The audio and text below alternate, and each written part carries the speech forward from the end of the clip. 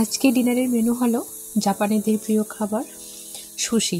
তো এই সুশিটা আমাদের খুবই পছন্দ, আর আমাদের মধ্যে সবথেকে পছন্দ বেশি যার সেটা হলো আমার ছেলে। তো দেখে বুঝতেই পারছো, তো আমরা তিনজনের জন্য 3 প্যাকেট এনেছি। তো এটা আমাদের রাতের খাবার। তো দেখো কি খুশি নিয়ে বসে আছে সবগুলো। তো এবার এগুলোকে প্যাক থেকে খুলে একটু গরম করে নেব। এবার ও বলছে এগুলো কত করে প্রাইস।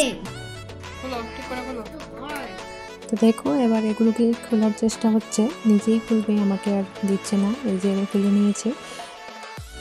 তো এবারে একটা প্লেটে এগুলো নিয়ে তারপরে মাইক্রোওভেনে কিছুক্ষণের জন্য গরম করে নেব।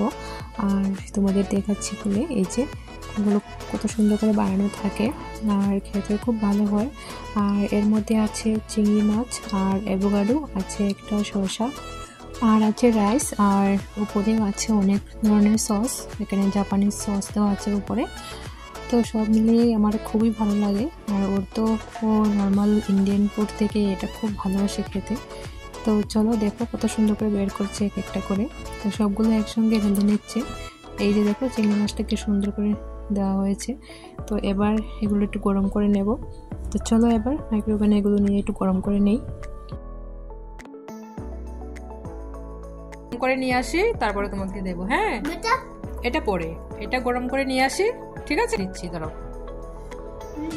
তো এবার আমি মাইক্রোওভেনে 1 মিনিটের মতো দিয়ে দেব।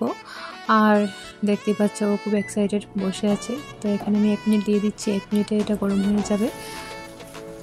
তো রেডি হয়ে গেল আমাদের সুশি। এবার ওকে দিয়ে দেবো আর আমরাও সবাই মিলে খেয়ে নেব।